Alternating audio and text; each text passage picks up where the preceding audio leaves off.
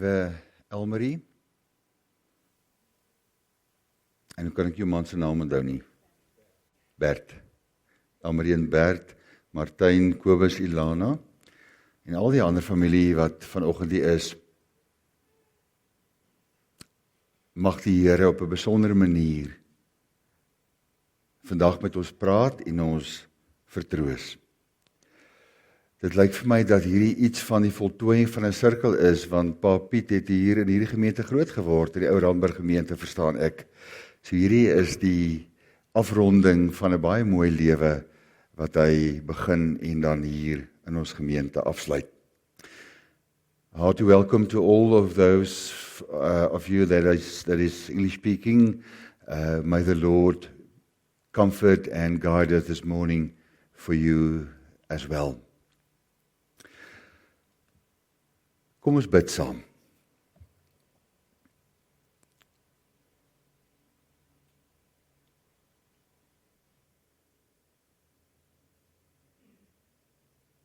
As die lewe rondom ons ophou, Here ons God, dan kyk ons op na U, omdat U die lewende God is, maar ook die God is wat lewe gee, al loop ons pad op aarde dood. En daarom is ons vanoggend hier by mekaar, omdat ons geen ander rusplek, geen ander bron van troos het, as voor U aangesig nie. Ons dank U, Here, vir heilige oomblikke, omdat ons weet dat U self teenwoordig is hier, en dat U ons wil troos met die woord van die lewe. Maak ons rustig voor U. Oop ore, harte wat vol afwagting is om die woord van die lewe te hoor. Die woord wat mens geword het in Christus Jesus, ons Here en ons Verlosser. Amen. Kom ons sing saam, liewe familievriende, ons sing saam uit Skrifbreiding 18:6, ek sien 'n nuwe hemel kom, ons gaan vers 1, vers 3 en vers 5 saam. So kom ons staan, dan sing ons hartlik saam.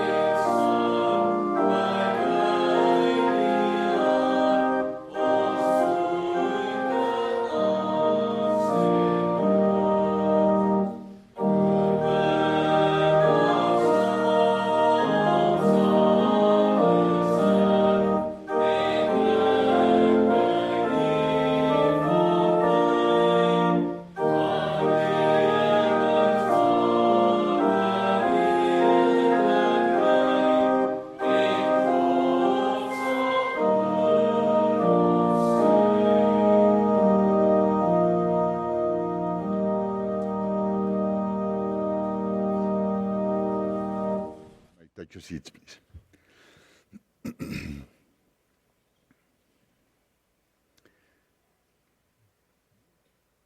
Die geloofspad eindig in ewige oorwinning. Liewe broers, susters, familie, dis die boodskap waardeur die Here met ons wil praat The race ends in victory for those who have faith. Read with me from 2 Timothy, the 4th chapter, verses 6 to 8. For I am already being poured out like a drink offering, and the time has come for my departure. I have fought the good fight. I have finished the race. I have kept the faith. Now there is in store for me the crown of righteousness, which the Lord, the righteous judge, will award to me on that day, and not only to me, but also to all who have longed for his appearing. Thus far our scripture reading. Liewe Elmarie en Bert, Martijn, Kobus, Ilana, broers, susters, familie. Piet het baie wedlope in sy lewe voltooi, waarvoor hy laurierkranse en medaljes voor ontvang het. Die een waarvoor hy waarskynlik die bekendste was Comrades 1997, toe hy in 'n rekordtyd van, dink 5 uur, 45 minute en 2 sekondes, die Comrades voltooi het daardie jaar. But in the meantime, he was participating in another race, like any other Christian. He was participating in the race of faith. Nou ek persoonlik het nog nooit die moed of die dapperheid gehad om die Comrades aan te durf nie. Maar ek kan my voorstel dat hierdie wedloop 'n klomp spanning en 'n klomp uitdagings en 'n klomp onsekerhede vir mense sou veroorsaak het. Al het jy ook hoe goed voorberei. Die van julle wat dit gedoen het sal weet. Vrae soos, gaan ek hierdie 89 km plus kan klaarmaak? Sê nou, spierkrampe trek my plat. Sê my asem raak op en my liggaam gee in. Daar's soveel dinge wat op daardie dag kan verkeerd loop en wat maak dat ek uit die wedloop kan uitval.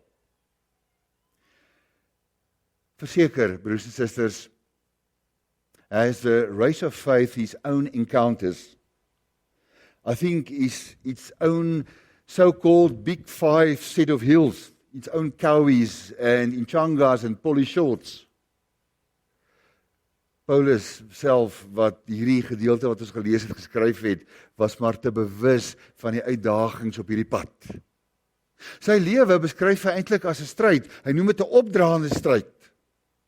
Iets soos 'n moderne hinderniswedloop, vol struikelblokke, vol versperrings.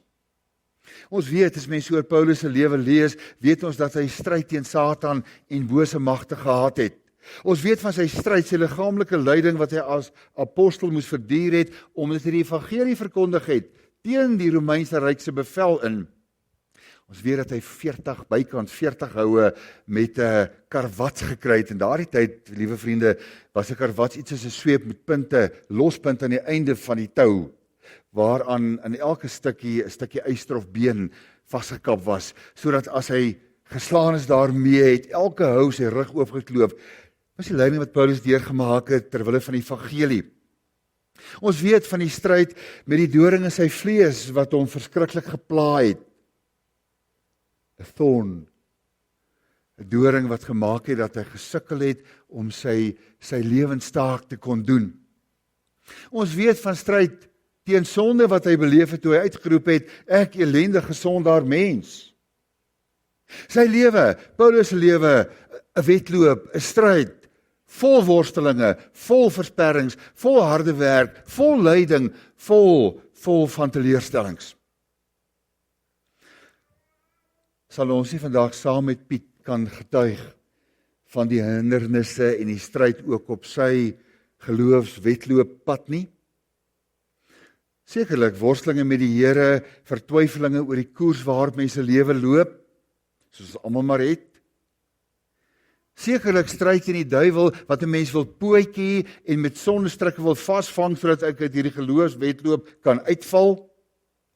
En sekerlik hierdie motorneuronse siekte wat hom die laaste jare al hoe meer en meer afgetakel het en uiteindelik sy einde beteken het. die kernvraag, dink ek, waarmee mense spook. As mense gaan stil sit en gaan dink oor die lewe, dink ek die kernvraag is, will I make it till the end? Will I reach the finishing line? Sal ek klaarmaak? Sal die swaar van die lewe, al hierdie encounters, sal dit nie maak dat ek uiteindelik moedeloos word en tou opgooi en uitsak uit hierdie geloofswedloop nie? Weet julle, dis eintlik 'n skrikwekkende gedagte om te dink dat daar 'n moontlikheid is dat 'n mens uit die reis van die lewe kan uitval. Maar as ek Paulus hieroor praat, oor sy einde, wat baie naby is, dan is dit alles behalwe die taal van 'n verlorene. Alles behalwe die taal van 'n moe atleet wat bang is hy gaan dit nie maak nie. Inteendeel, uit sy woorde in ons teks straal die taal van 'n oorwinning. Kom ons luister weer daarna en lees saam met my op die bord. I have fought the good fight. I have finished the race. I have kept the faith. Ek het die goeie wedloop, die goeie stryd, het ek afgelê, klaargemaak. Ek het die wenstreep bereik, ek het gelowig en tyd volgehou. En nou, liewe broers en susters familie, is die gedagte nie dat ek en jy vanoggend hier moet sit en Paulus moet bewonder dat hy ten spyte van alles wat hy met hom gebeur het, nog steeds die wenstreep kon bereik nie. Die gedagte is nie dat ek en jy hier moet sit en heimlik diep in onsself moet wens en moet wonder, ag, sal ek dit tog ook kan maak nie? Sal ek dit nie ook tog kan regkry nie? Wat die Bybel doen, hy gee hier vir ons die geheim van die lewe. Die geheim vir 'n goeie wedloop. En hierdie geheim vat hy saam met die eenvoudige woorde, I have kept the faith. Ek het gelowig en tyd volgehou. En dis 'n belydenis, liewe vriende, 'n belydenis nie van homself en van sy eie krag nie. Dis 'n belydenis van God se krag in hom, waardeur hy deel gekry het in die geloof. God se krag wat maak dat hy hierdie wedloop kan volëindig. En dit beteken dat hy sy lewe oorgegee het aan die Here, toevertrou het aan die Here en vasgehou het aan sy beloftes van redding en ewige saligheid. Hierdie God wat hy weet wat mense optel as jy struikel, hierdie God wat 'n mens uit jou ellende uit optel en jou dra dwars deur jou lewe tot aan die einde. Gelowig en tyd volgehou. Dit was nie vir Paulus 'n heldedaad van sy kant nie. Hy het geweet, geloof is in die eerste plek iets wat die Here vir ons gee, maar hy het ook geweet, geloof is aan die ander kant 'n opdrag. Die Here sê, ek gee vir jou die geloof, gebruik dit, glo daarmee. Teen alle logika en alle omstandighede in, teen alle swaar kry in, moes hy en het hy geglo. En vriende, geloof beteken eenvoudig om God op sy woord te vat, om te aanvaar wat hy sê. En so het hy in sy omstandighede, moeilike omstandighede, het hy sy geloof geoefen, soos 'n atleet om voorberei vir hierdie wedloop. En daarom weet Paulus, om te sterf is nie om in die verlorenheid onder te gaan nie. Om te sterf is eerder om die wenstreep te bereik en die oorwinning te behaal. Hoe gaan 'n mens seker wees hiervan? Want, liewe familie en vriende, daar was iemand voor Paulus, eeue voor Paulus, wat al die oorwinning behaal het. Jesus Christus, toe hy gesterf het om die sonde wat 'n mens van jou lewe beroof het, om daai sonde te betaal en weg te vat. Maar die dood kon Jesus nie vashou nie. Hy het opgestaan en daardeur die oorwinning oor die dood en die magte van die dood behaal.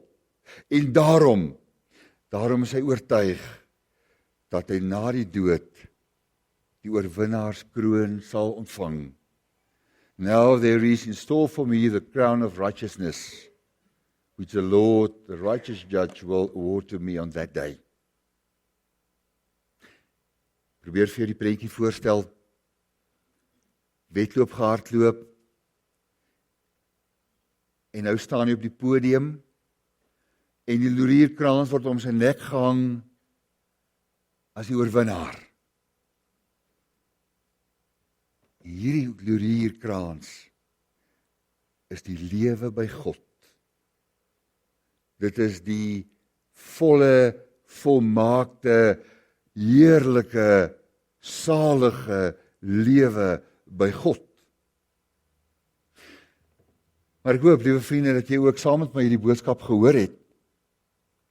Anders as 'n aardse wedloop waar daar net een wenner kan wees, ontvang elkeen wat met verlange uitgesien het na Christus, na die verlossing in Christus. Met ander woorde, elkeen wat sy lewenspad geloop het met sy oë gefestig op Jesus, elkeen ontvang hierdie oorwinnaarskroon.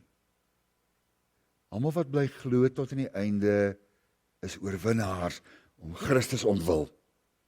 Mense kan as ware sê, jou naam, liewe gelowige, jou naam is reeds op die medalje van die ewige lewe ingegrafeer. En dit, liewe familie, vriende, dis die grootste troos wat 'n mens ooit kan hê.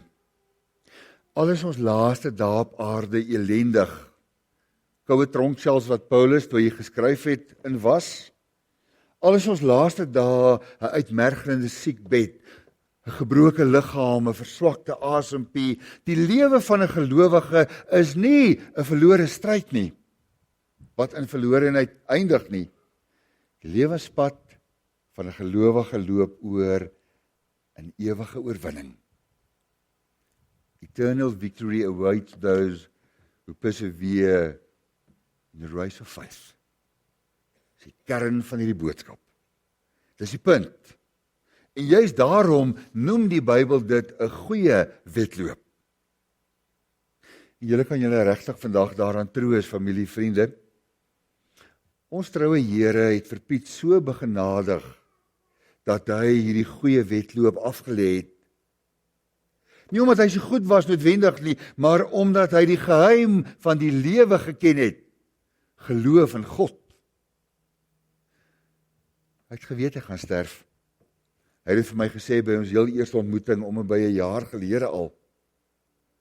En tog het ek nooit by hom 'n verskrikking, 'n onrustigheid, 'n terugdeinsing, 'n huiwering vir die dood bespeer nie. Maar ook aan die ander kant het ek nooit by hom hierdie valse bravade, hierdie Tarzan mentaliteit beleef nie.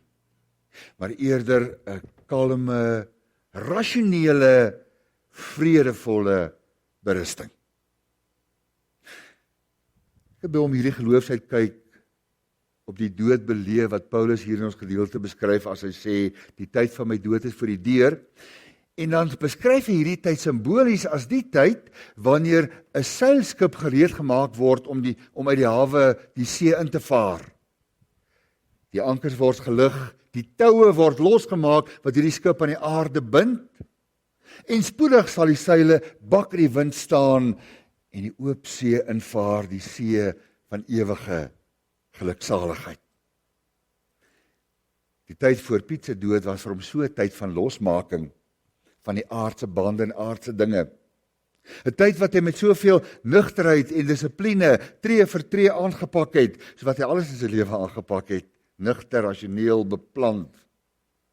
Koslik, as ek Ilana mag aanhaal, koslik skryf sy en Kobus, hulle is steeds oorweldig deur sy ongelooflike goeie houding teenoor motorneuron se siekte.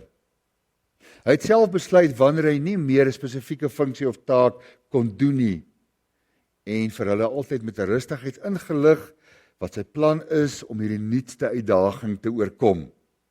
So het hy rolstoelrams gebou, sy rolstoel self aangepas en met kreatiwiteit dit as 'n uitdaging gesien wat oorkom moes word en nie as iets wat hom moes terughou nie. Hy was baie nugter, baie logies, baie realisties en het nie emosioneel geraak as hy nog 'n liggaamsfunksie verloor het nie. Piet se taal, geloofstaal, kan ek so sê. In elk geval was hierdie tyd vir hom 'n tyd van losmaking.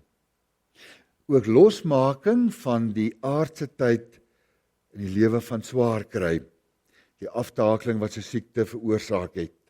'n Tyd van afwagting, so was my en sy laaste gesprekke nog, 'n tyd van afwagting om in te gaan soos hierdie seilskip die ewige heerlikheid in.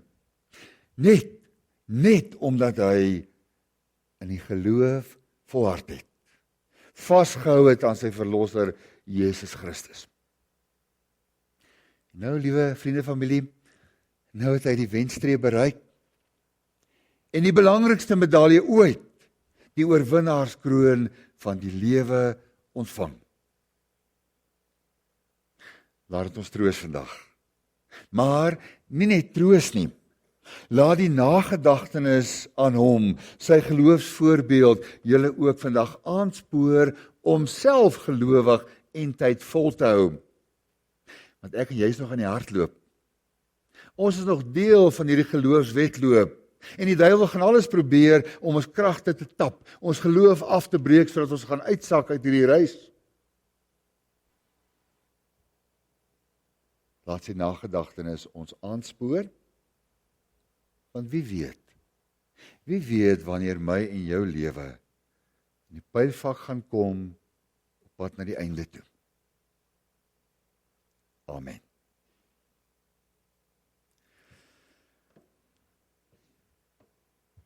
Ilana, kan ek vir jou vra om vorentoe te kom en huldeblyk te lewer op skoonpa?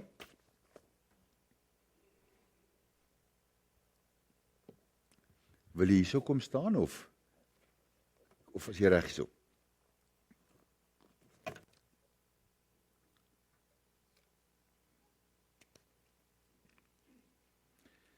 Is jy okay so?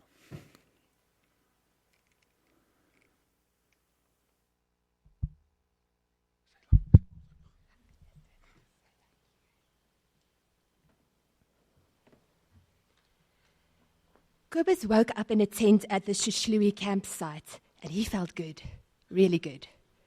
As he and his dad, Piet, started their morning run, Kobus told his dad arrogantly, "I think I might just beat you today." Piet laughed and replied, "You may think so." It was all in good humor, but at the halfway mark, both of them knew that the race was on. Every time Kobus shifted gears, so did Piet. Kobus was pulling ahead, all pistons firing. They turned around a corner to enter the campsite, and there rose the final test of the race, a steep dirt hill. Kobus immediately knew he made a mistake. His legs felt like jelly. Piet shot past him quietly on the uphill, as he did past many an athlete. Kobus learned that day that you don't remember the first time you beat Piet Vorster in a race. You remember the last time Piet Vorster beat you. Today we celebrate the life of a great man. Many of you may know him as a tough and relentless competitor on the road, but Piet's family and friends can assure you today that he was a conqueror of all kinds of uphills and endurance tests. Let's start Piet's race at the first of the 5 large hills of the Comrades Marathon, 15 kilometers, Cowie's Hill. Piet was born in 1951 in Fontainebleau, Johannesburg. He was one of 6 children, and they grew up a close-knit family. He went to school at Fontainebleau Primary School and matriculated from Help Mekaar, where the students and teachers liked him. When he wasn't playing sports, he was helping his parents out in the general dealer and butchery and got into all kinds of mischief and kattenkwaad, riding go-karts with his cousins and sneaking out at night. He challenged his parents and siblings constantly with his sharp humor, quick tongue, and logical mind. After school, he studied engineering at the University of Pretoria and finished his studies at the Pretoria Technikon before starting to work as a hydrologist at the Department of Water Affairs in Howick, KwaZulu-Natal. 22 kilometers, Fields Hill. When Piet got engaged to Elmarie, she had her eye on a beautiful wooden lounge suite in Morkel's shop window. Piet was not impressed by the price nor the workmanship and informed her proudly that he would make all the furniture for their home himself. Once Piet set his mind on something, nobody and nothing could hold him back. Every day in his lunch hour, he would walk past Morkel's and take measurements of the lounge suite using the length of his legs and arms as measuring tools. He built their lounge suite, dining room table and chairs, and bedroom set. People started asking him to do odd jobs, and with the money he made, he bought his first large piece of equipment, the air compressor in our garage, which his sons and brothers still use today. Piet married Elmarie in 1974, and they divorced 30 years later, but stayed friends. They had 3 sons, Martijn, François, and Kobus. Piet was not a sensitive man. He much rather preferred to build his sons wooden bulldozers and trucks, and to teach them life's practical skills through woodwork. He ran a tight ship, and only allowed them to do their own kattenkwaad after they finished their garden work for the day. He also kept them active with running, cycling, and taught them the simple joys of camping and sleeping under the stars. Piet and his family moved to Vorster just after he won the Comrades Marathon in 1979. He became a local celebrity, and the farmers of the region all tried to outperform each other with impressing the Piet Vorster. The Vorster basement overflowed with KVV wine, and the boys quickly learned to use their skills that Dad taught them by negotiating cookies from the local tannies. In 1990, Vorster family moved to Pinetown, where Piet became a region manager in the Durban office, where he spent a lot of time working on Midmar Dam. There, Piet also started his own custom wood furniture company, which was mainly run by his eldest son, Martijn. The company was appropriately called Wood Challenger, and they made beautiful, high-quality furniture. 35 kilometers, Bothaville. Piet was deeply respected and loved by his work colleagues. He frequently attended catch-up braais and weekends away, which he enjoyed immensely. We received many special messages from his work colleagues which demonstrate the massive impact he made on their lives. They remember him as a strict but fair boss. Words like determined, dedicated, and ethical were often used to describe Piet. He was a brilliant and patient teacher and often stood back to allow his students to test their own skills. His colleagues also remember how during training camps at Hydro, Piet would kick and pull his colleagues out of their sleeping bags for early morning runs. Piet went for a run one morning while visiting his niece Yolanda and her husband Martin. After a few hours, they were getting a bit worried about his whereabouts. Piet later told them that halfway through his morning run, he stumbled upon the starting line of a local race. He decided to join the race, which he also happened to win. He then continued his run back home. This story takes a saying, taking things in your stride to new levels. And that is exactly what Piet did when he unfairly lost his job at the Department of Water Affairs. It was a tough time for him, but being an endurance runner, he survived by using his craftiness and determination. 45 kilometers in Shanga. The Comrades Marathon was created by Vic Clapham, who was assigned the task of commemorating South African soldiers killed during the First World War. Clapham wanted to design a race that would showcase the camaraderie shown in war when overcoming suffering. One of the Comrades' key missions was to celebrate man's spirit over adversity, which makes it such a brilliant metaphor for Piet's life. Piet ran 14 Comrades Marathons and took a medal home for each one of them, including 4 gold medals, and you can see we're showcasing it underneath his portrait. He won the Comrades Up Run from Pinetown to Pietermaritzburg in 1979 at a record-breaking time of 5 hours, 45 minutes and 2 seconds. The morning before his winning race, he was a bit concerned about a nagging Achilles heel and quickly went for a 4-kilometer run to test it out. He started the race, knowing that he could always stop at his brother Hannes' house on Fields Hill if he couldn't finish. An interviewer asked him on the day of his win, and I translate loosely, "When did you know that you were going to win?" "Piet, the moment I crossed the finishing line. I worked on a schedule and ran my normal pace, which was comfortable to me." Piet also finished the 2 Oceans Marathon 10 times and took 11th place in 1986. He excelled in a variety of sports. He placed 3rd in the 1980 Doozy canoe race, and he was chosen for both the table tennis and squash Western Cape provincial teams. He was well loved by everyone at the PDAC running club in Pinetown, and he continued to perform phenomenally in his age group. When he couldn't run anymore, he went for walks on the Durban beachfront, mentored other runners, and shared his stories about how he made his secondary sweat and swear with that naughty smile of his. Piet and Jan Mallon, the female winner of the 1979 Comrades, were both guests of honor last year at the last year's Comrades Marathon, where they received their winner blazers. 79 kilometers, Polly shorts. After Piet started stumbling when he was running, he was diagnosed with motor neuron disease, also known as MND or ALS. Basically, MND damages the nerves that send messages to the muscles that control movement. It is a progressive disease and results in extreme muscle weakness. After this diagnosis, when people questioned him about his falls, he would exclaim, "It's that stupid disease that Joost has."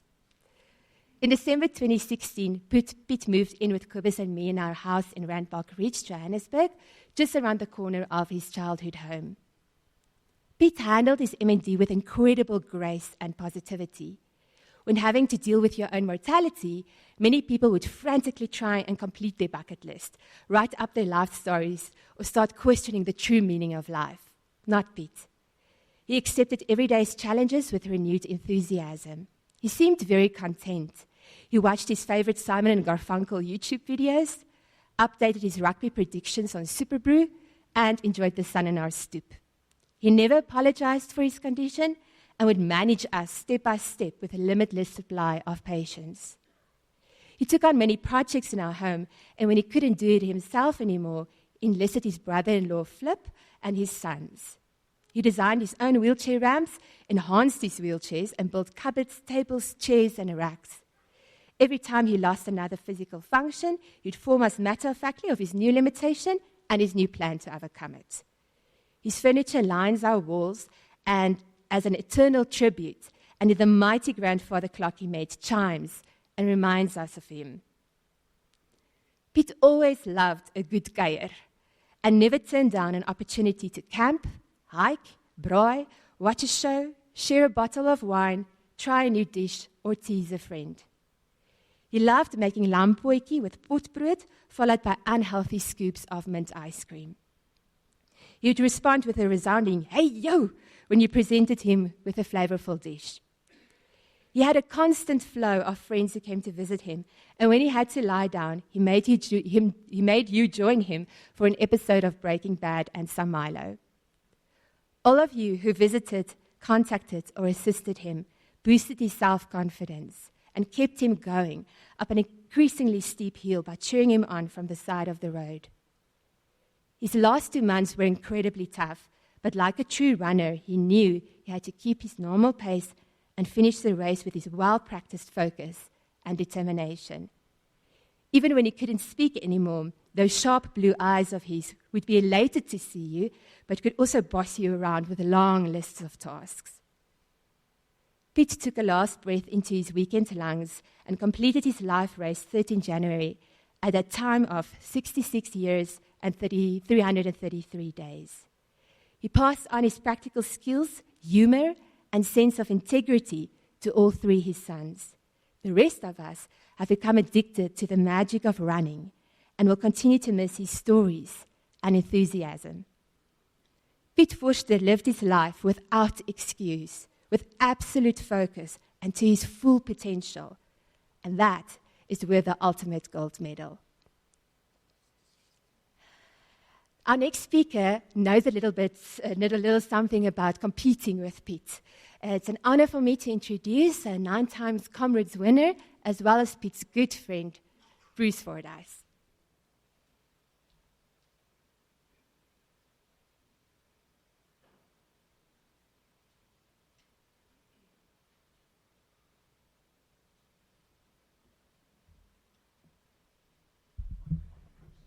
Yep, thanks, Ilana.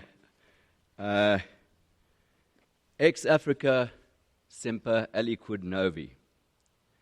And I'm going to start off by apologizing because this is not going to be a marathon session, but I have a couple of references in classical Latin because I studied Latin university and classics and also passed matric in Latin. Can't believe that it's no longer a subject.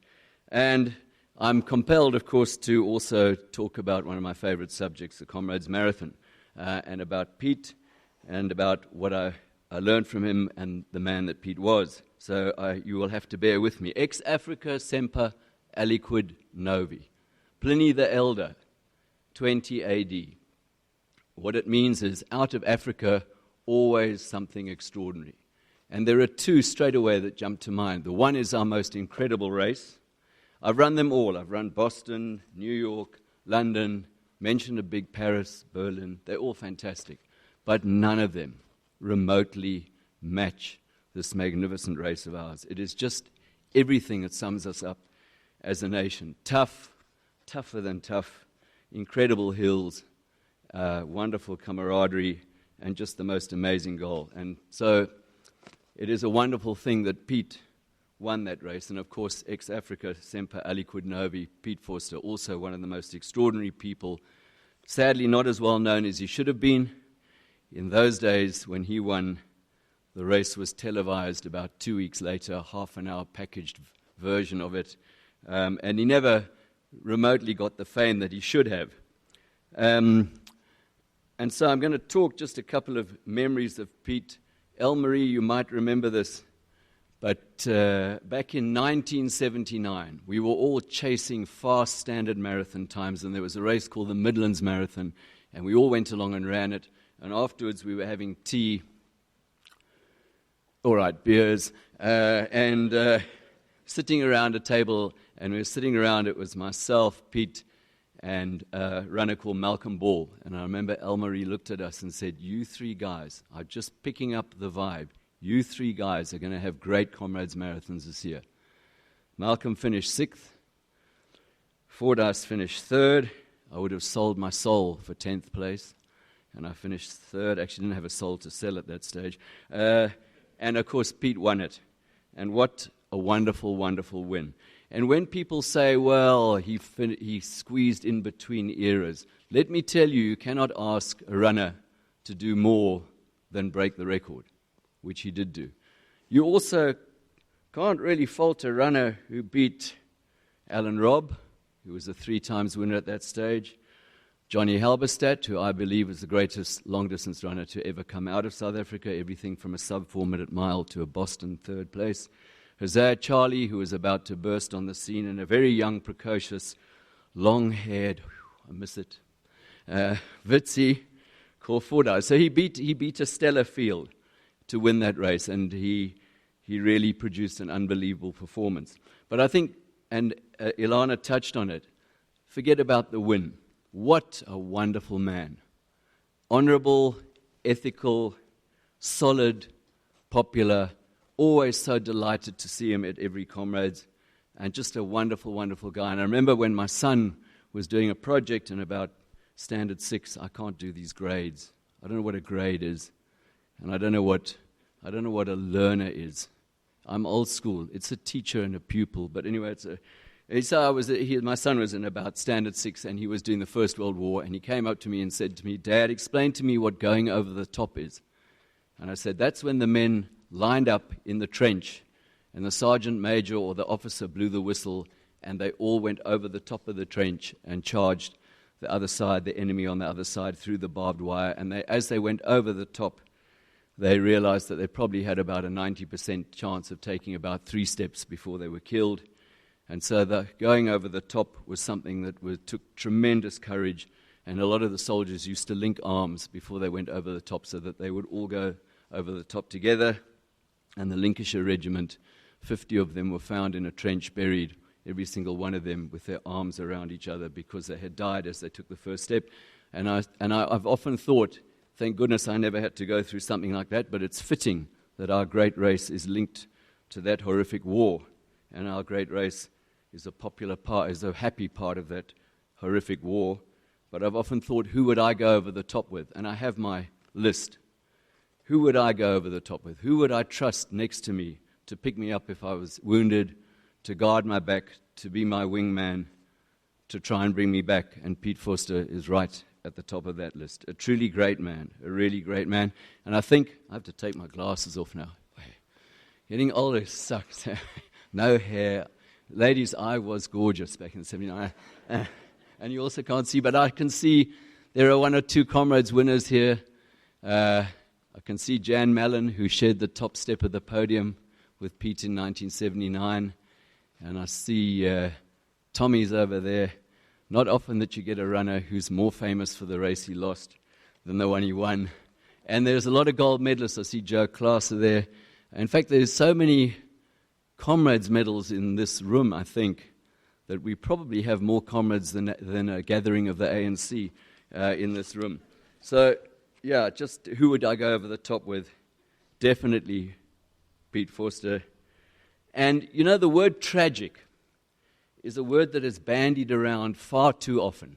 And because I went to South Africa's finest university, and was Wits University, and was taught by some of the best teachers of English, and I did classics, I can tell you the word tragic is overused, and it is used in the wrong context. It is not a tragedy that a bus full of school children bursts into flame and they all die. It is not a tragedy that a terrorist bomb goes off and kills a whole lot of innocent people. That is a sad event. That is an awful event. That is a horrific event. A tragedy, in the true sense of the word, can only apply to a great man or woman who is brought down because of one weakness. And so Oedipus is a tragedy because Oedipus was blind to the fact that the woman he loved was his mother and the man he killed to win his mother's love was his father. And Macbeth is a tragedy because the great King Macbeth would have been a truly great king if he hadn't been riddled with overwhelming ambition. And that is a tragedy, a great man brought down by a weakness.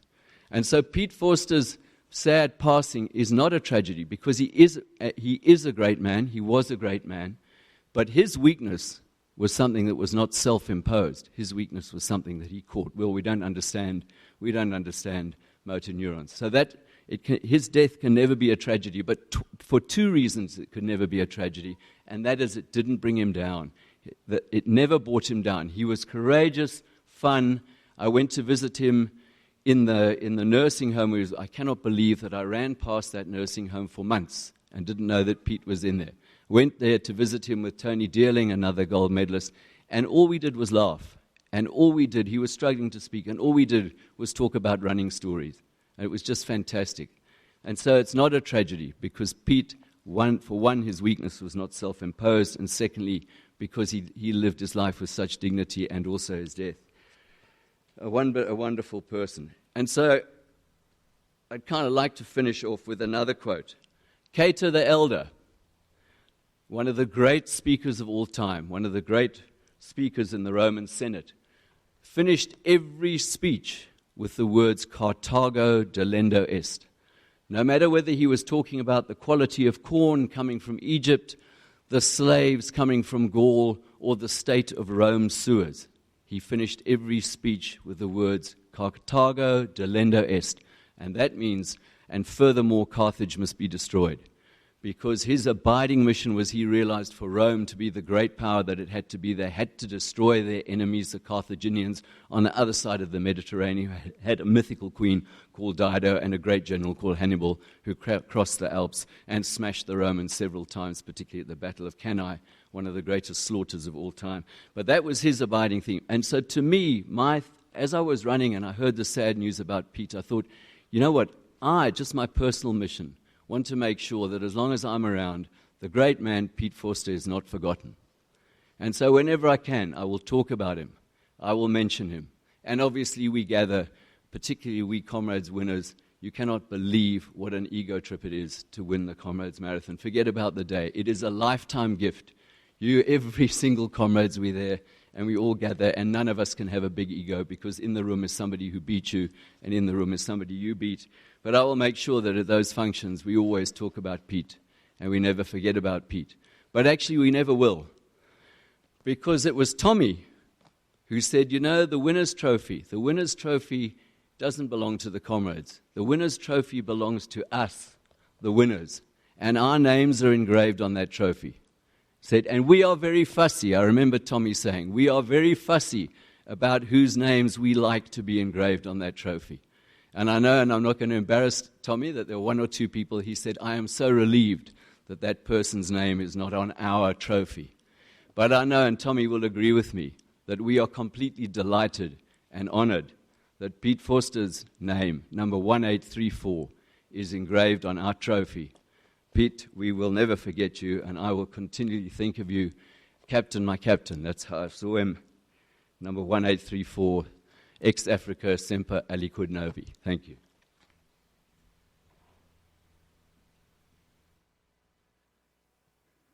Baie dankie, Bruce, vir 'n baie mooi huldeblyk. Ons gaan nou, liewe vriende, na 'n foto-collage kyk van Piet, en daarmee saam gaan ons na musiek luister, en dan sal ek die orde daarvan af verder reël.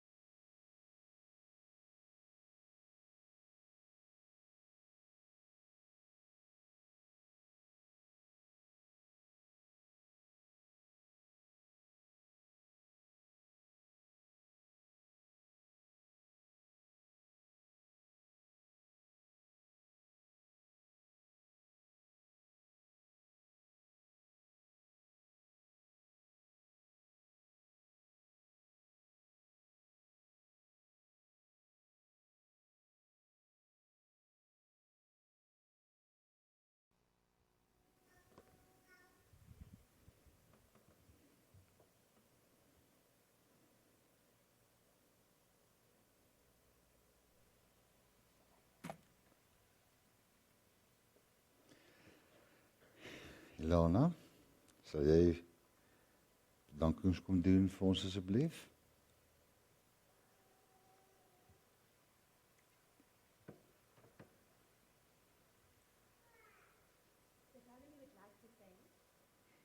The sound guy. Thank you. The family would like to thank everyone who took the time to be here today to celebrate Piet's life. People came from all over South Africa and abroad. Piet's son, Francois, lives in England and could unfortunately not be here today, but he had the special opportunity to spend his December in South Africa, where he visited his dad almost every day. We'd like to thank Dominique van der Roy for his comforting words, time spent with Piet, and assistance to the family.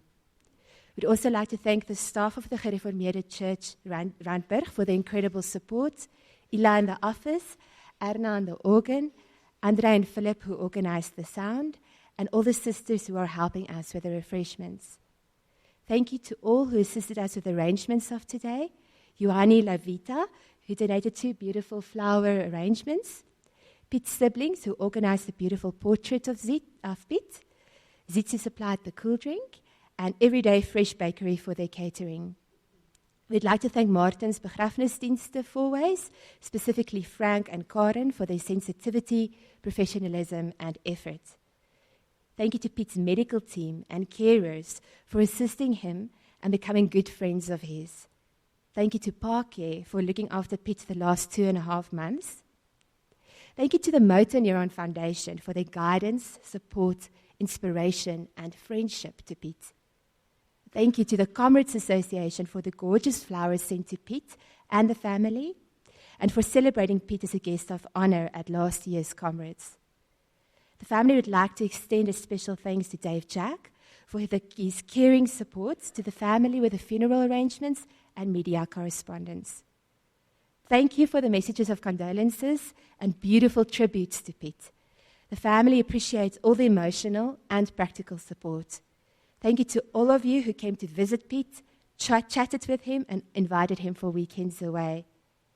The little things you did truly mattered.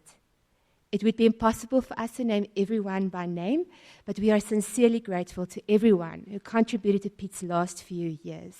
Thank you.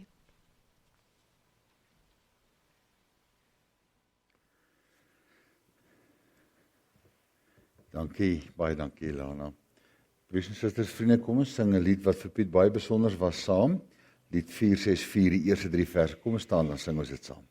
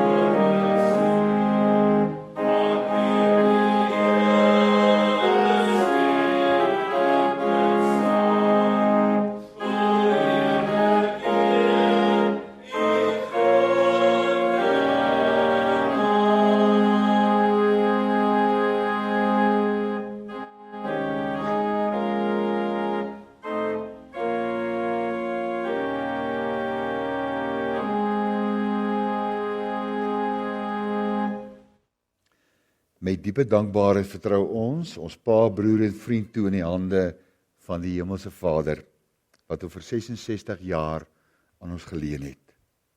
Ons word vertroos deur die wete dat Piet sy lewe voluit geleef het met 'n onuitputbare entoesiasme en wilskrag.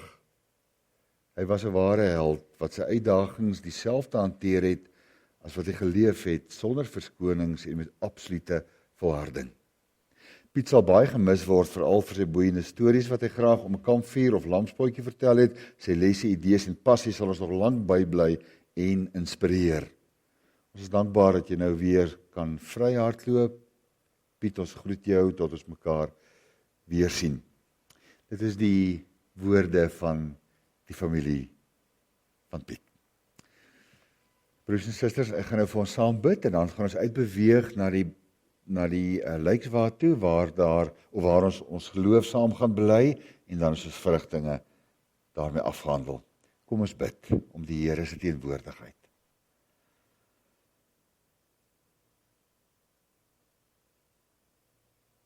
Here, ons Here, ons kan nie hierdie pad alleen loop nie. En ons dankie dat U ons ook nie alleen wil laat loop nie, maar deur die Gees saam met ons is. Daarom bid ons dat die genade van ons Here Jesus en die liefde van U, ons Vader, en die teenwoordigheid van die Heilige Gees met ons elkeen sal wees en bly. Amen. Ons kan vandag die draers kan maar na vore kom asseblief en dan sien ons mekaar buite by die lijkswaar.